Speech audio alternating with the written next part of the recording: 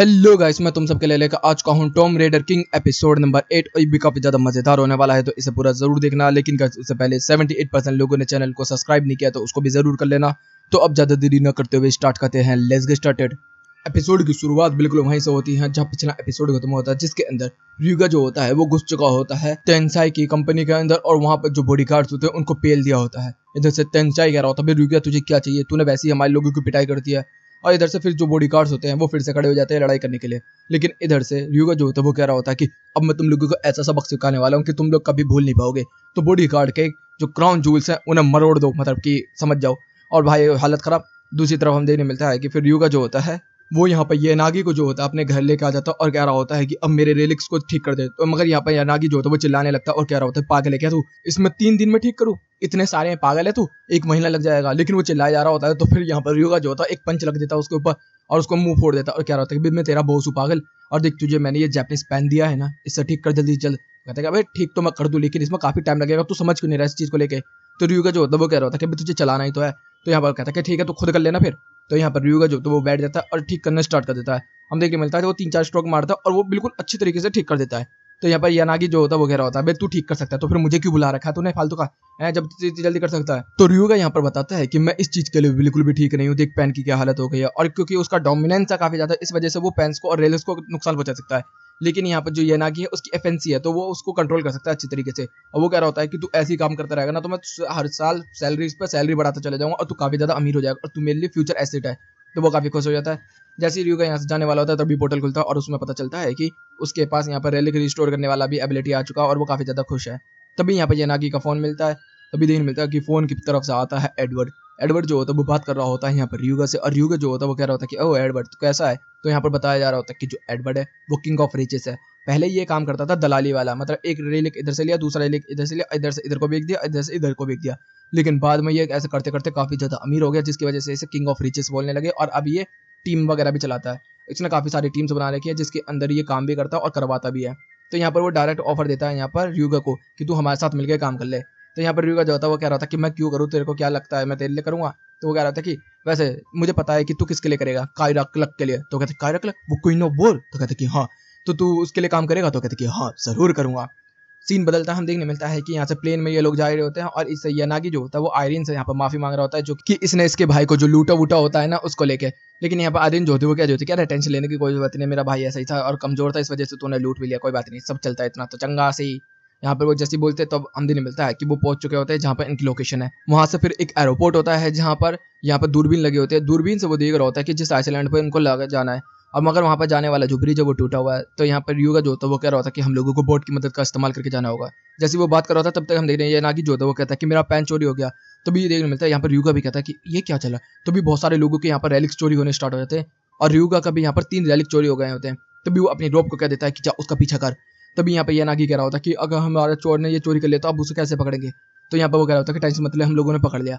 वो लोग जाते हैं फीमेल टॉयलेट के अंदर, जिसके अंदर हम देखने मिलता है कि वहाँ पर एक लड़की को पकड़े होता है। तो वो कह रहे होता है कि अब ये तो मेड्यूसा वाला रेलिक है ना इसके पास। तो भी यहाँ पर येनागी कहता है मेड्यूसा, वो अपनी आंखें बंद कर लेता है। और जो ये लड़की होती है ये अपने मेड्यूसा वाले रेलिक का इस्तेमाल करने वाला होता है, लेकिन उसके बाल वाल बांध देते हैं जिससे कि अब वो कुछ नहीं कर सकता। फिर यहाँ पर जो ryuga होता है वो कह रहा होता है कि अब सारे रेलिक तू मुझे देगी, जो तूने चुराए वो भी और जो तेरे पास है वो भी। तो यहाँ पर यागी कह रहा है भाई यार हम चोरों की तरह क्यों कर रहे हैं। जब उसको रिलीज किया जाता है तो पता चलता है कि ये एक हाई स्कूल गर्ल है, मतलब कि जाते हुए बड़ी नहीं है, छोटी मोटी लड़की है, ये बस ऐसी चोरी चकारी कर रही है। और फिर इसके बारे में बताया जाता है कि तेरे पास दोस्त वोस्त भी ना। तो कहती कि हाँ दोस्त भी हैं और हम लोग आए हैं यहाँ पर रिसर्च और रैलिक ढूंढने के लिए। तो भैया नागी कहता है कि अबे हम लोगों को बुलाया तो इन लोगों को क्यों बुलाया। तो यहाँ पर वो बताता है कि अमेरिका इसी तरीके से करता है, वो दल्ला है साला अमेरिका। और मैं भी मानता हूँ अमेरिका दल्ला है। वो 2 लोगों को भिड़वा देता और जो जीत गया उसमें ठीक, और उसका तो फायदा हो ही रहा है। तो यहाँ पर वो कह रहा था कि अगर ऐसी बात है तो फिर ryuga जो होता है वो कह रहा था कि हाँ यही बात है, लेकिन अब हम लोग उस रेलिक को अपने पास ही रखेंगे। तो यानागी जो होता है वो कह रहा था भाई चोरी हो जाएगी। तभी उसको पीट कर सुला देता और कह रहा था कि सुन लड़की, मैं तेरे से अब यहाँ पर एक कॉन्ट्रैक्ट करने वाला हूँ, अगर तूने मेरे बारे में कुछ बताया तो तू गई।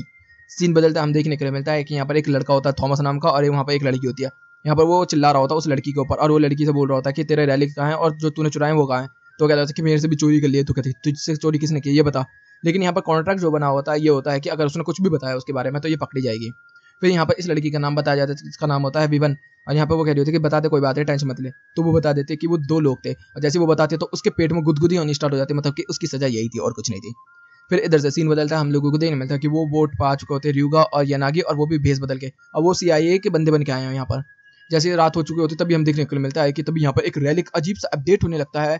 समुद्र चीड़ के कोई चीज यहाँ पर बहुत ही तेजी से उनकी तरफ बढ़ती है। अब वो होती हैं कुछ एल फिश जैसी, और जो ईल फिश होती हैं वो काट लेते हैं काफी सारे क्रूमेट्स को, और जैसे उनको काटते तो देखने के लिए मिलता है कि जितने भी मेंबर्स होते हैं सब ज़ॉम्बीज बन जाते हैं और हमारे ryuga और yanagi के ऊपर हमला करने के लिए तैयार हो जाते हैं। लेकिन तभी आसमान से एक रैलिक की आवाज आने लगती है जो कि फीमेल जैसी है। यहाँ पर वो कह रही होती है कि हमला करो इस लड़के के ऊपर। जैसे वो हमला करने के लिए जा रहे होते हैं तो ryuga जो होता है अपने शेक्सपियर पेन का इस्तेमाल करके सब लोगों को घुटनों पर ला देता है और सबको माथे के बल गिरा देता है। जैसे ये होता है तो देखने मिलता है कि जो आसमान में रैलिक होता है फीमेल आवाज वाला, वो कह रहा होता है कि वैसे भी हम और क्या एक्सपेक्ट कर सकते हैं उस क्रू के चूजन वन से। तो कहते हैं कि ओ तुझे भी पता इस चीज के बारे में। तो यहाँ पर yanagi जो होता है वो कह रहा होता है कि क्या रेलिक्स को एक दूसरे के बारे में पता रहता है, ये इन्फॉर्मेशन एक्सचेंज करते हैं।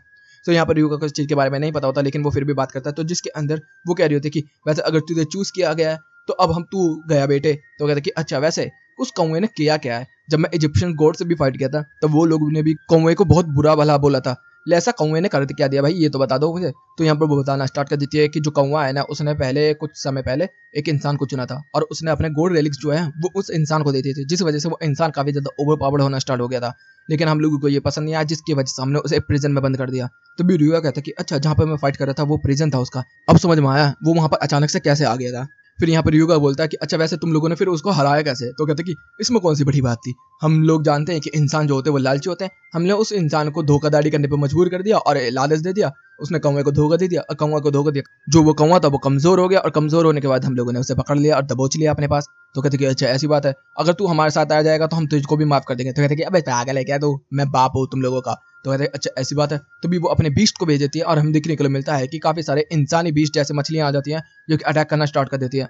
हम यहाँ देखने मिलता है कि ryuga जो होता है सारे बीस्ट को काटना स्टार्ट कर देता है और यहाँ पर yanagi जो होता है वो किसी तरीके से बचने की कोशिश कर रहा होता है बस।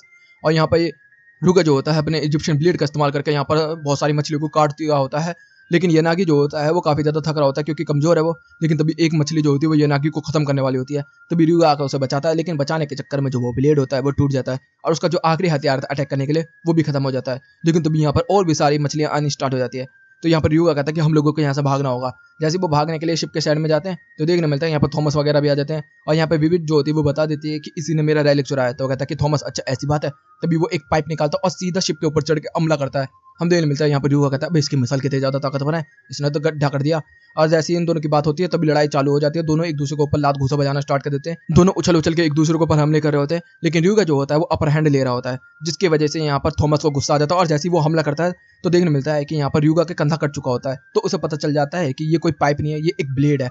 तो वो कहता है कि अच्छा ऐसी बात है तो अब मुझे भी एक्स इस्तेमाल करना होगा। और वो सिल्वर एक्स का इस्तेमाल करके सीधा उसकी तरफ कूदने पड़ता है और उधर से थॉमस और दोनों के दोनों एक दूसरे की तरफ आते हैं और यहीं पे ये एपिसोड भी खत्म होता है। तो गाइस वीडियो चलेगी तो वीडियो को लाइक कर देना, चैनल को सब्सक्राइब कर देना, कमेंट बॉक्स में अपनी प्यारी प्यारी बातें भर देना। Okay guys bye bye, thank you for watching.